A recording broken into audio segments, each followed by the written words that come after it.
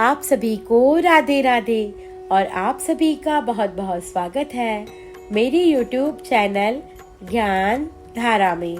आज हम जानेंगे चैत्र नवरात्रि के बारे में। चैत्र नवरात्रि कब है, शुभ मुहूर्त, घट स्थापना का शुभ मुहूर्त, चैत्र नवरात्रि में माँ किस पर सवार होकर आएंगी, नवरात्रि के 9 दिन के 9 भोग के बारे में और माँ दुर्गा की कृपा पाने के लिए कुछ आसान उपाय जानेंगे। तो आइए जानते हैं विस्तार से।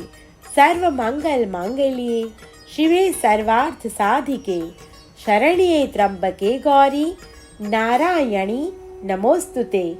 नवरात्रि हिंदू धर्म के सबसे बड़े पर्व में से एक है। इस साल चैत्र नवरात्रि 30 मार्च से शुरू होगी और 6 अप्रैल को खत्म होगी। नवरात्रि के दौरान शक्ति की देवी माँ दुर्गा के सभी 9 रूपों की पूजा होती है। आमतौर पर नवरात्रि पर लोग पूरे 9 दिन का व्रत रखते हैं और माँ दुर्गा के 9 रूपों की बड़े भक्ति भाव से आराधना करते हैं। भक्त इन दिनों देवी दुर्गा के 9 रूपों की पूजा करते हैं। माना जाता है कि देवी दुर्गा ने अलग अलग अवतार लेकर राक्षसों का अंत किया था और भक्त उन्हें इन्हीं रूपों में पूजते हैं। अब हम जानेंगे चैत्र नवरात्रि के शुभ मुहूर्त के बारे में। इस बार चैत्र नवरात्रि का आरंभ सर्वार्थ सिद्ध योग में हो रहा है, जो इसे अत्यंत शुभ बताता है। साथ ही इस दिन इंद्र योग भी बन रहे हैं, जिससे पूजा पाठ का महत्व और भी बढ़ जाता है। इन विशेष योगों में की गई साधना, उपासना, पूजा, भक्ति कई गुना फल देती है। हिंदू पंचांग के अनुसार चैत्र नवरात्रि की शुरुआत चैत्र माह के शुक्ल पक्ष की प्रतिपदा तिथि से होती है। इस साल प्रतिपदा तिथि शनिवार 29 मार्च को शाम को 4:27 पर होगी, जबकि समापन रविवार 30 मार्च को दोपहर 12:50 पर होगा। ऐसे में उदया तिथि के अनुसार चैत्र नवरात्रि रविवार 30 मार्च से शुरू होगी। अब हम जानेंगे घट स्थापना का शुभ मुहूर्त। घट स्थापना नवरात्रि के 9 दिनों की शुरुआत का प्रतीक है। कलश स्थापना पूजा के द्वारा देवी शक्ति का आवाहन किया जाता है। इस पूजा के अंतर्गत एक कलश में जौ के बीज बोए जाते हैं। यह पूजा अमावस्या के बाद प्रतिपदा को अर्थात नवरात्रि के प्रथम दिन की जाती है। अब हम जानेंगे घट स्थापना के शुभ मुहूर्त के बारे में। माँ दुर्गा की पूजा का आरंभ कलश स्थापना से होता है, जिसे सही समय पर करना बहुत ही आवश्यक है। चैत्र नवरात्रि में कलश स्थापना नवरात्रि के पहले दिन होता है। इस दिन सुबह 6:13 से सुबह 10:22 तक रहेगा और दोपहर 12:01 से 12:50 तक रहेगा। अब हम जानेंगे चैत्र नवरात्रि में माँ किस पर सवार होकर आएंगी। चैत्र नवरात्रि में माँ भगवती हाथी पर सवार होकर आएंगी और प्रस्थान भी हाथी पर बैठकर ही करेंगी। कहते हैं कि जब माँ दुर्गा की सवारी हाथी होती है तो यह एक बेहद ही शुभ संकेत है। हाथी को सुख, समृद्धि और शांति का प्रतीक माना गया है। माता जब हाथी पर सवार होकर आती है तो किसानों के लिए बहुत ही शुभ संकेत है। इसका अर्थ है कि इस साल अच्छी फसल होगी और बारिश भी बहुत अच्छी होगी। नवरात्रि में माता का वाहन सप्ताह के दिन के अनुसार होता है।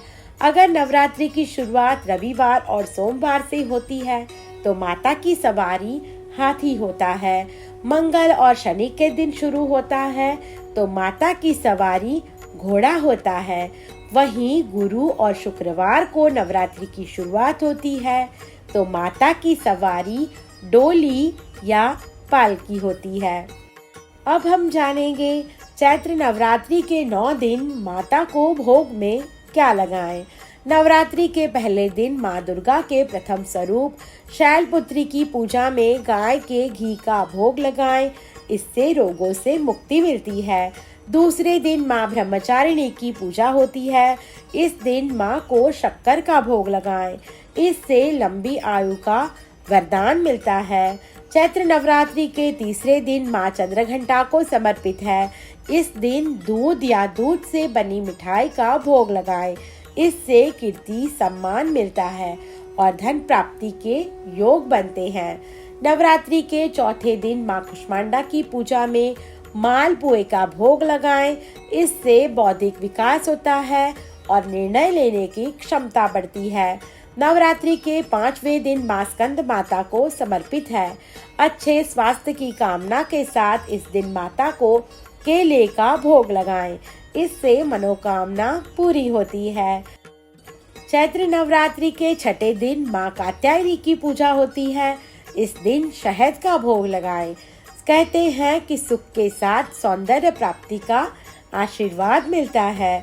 नवरात्रि के सप्तमी के दिन माँ कालरात्रि की पूजा होती है। इस दिन माँ कालरात्रि को गुड़ से निर्मित भोग अर्पित करें। ऐसा करने से रोग शोक से मुक्ति मिलती है और परिवार भी स्वस्थ रहता है। 8वें दिन महाअष्टमी पर माँ दुर्गा के अष्टम स्वरूप की माँ महागौरी की पूजा की जाती है। इस दिन खास तौर पर नारियल का भोग लगाएं। मान्यता है कि इससे सांसारिक सुख मिलता है। नवरात्रि के आखिरी दिन महानवमी पर माँ सिद्धिदात्री की पूजा में हलवा पूड़ी चना की सब्जी का भोग लगाएं। इससे सुख समृद्धि और सिद्धियों की प्राप्ति होती है। इस दिन हवन कन्या पूजन भी करना चाहिए। अब हम जानेंगे माँ दुर्गा की कृपा पाने के लिए चैत्र नवरात्रि में क्या करेंगे उपाय। 9 दिनों तक माता का व्रत रखें। यदि पूर्ण व्रत संभव न हो तो पहला, चौथा और 8वें दिन उपवास अवश्य करें। नवरात्रि के पूरे 9 दिनों तक माता के नाम की अखंड ज्योत जलाएं। ओम ऐं ह्रीं क्लीं चामुंडाय विच्चे मंत्र का अधिक से अधिक जप करें। इन दिनों में दुर्गा सप्तशती का पाठ करें। पूजन में लाल रंग के ऊनी आसन का उपयोग करें। पूजा के समय लाल वस्त्र पहने बहुत ही शुभ माना जाता है। प्रातः काल के समय माँ को शहद मिला दूध अर्पित करें। अष्टमी या नवमी के दिन कन्या पूजन करें। जरूरतमंद को फल, अनाज और कपड़ों का दान करें। हर रोज शिवलिंग पर लौंग का एक जोड़ा चढ़ाएं। राहु केतु के अशुभ प्रभाव से बचा जा सकता है। घर में रोजाना लौंग और कपूर जलाकर उसकी धूप घर में करें। नवरात्रि में लौंग चढ़ाना एक आसान और प्रभावी उपाय है, जिससे माँ दुर्गा की कृपा प्राप्त होती है। यह न केवल आध्यात्मिक रूप से लाभकारी है, बल्कि जीवन में सुख समृद्धि और शांति भी मिलती है। इस नवरात्रि माँ दुर्गा को लौंग अर्पित करें और उनके आशीर्वाद से अपनी जीवन की समस्याओं का समाधान पाएं। 9 दिनों तक दुर्गा सप्तशती, दुर्गा चालीसा का पाठ करें। इससे रुके हुए कार्य पूर्ण होते हैं। नवरात्रि के अंतिम दिन कन्या पूजन करें और हलवा पूड़ी का प्रसाद बांटें।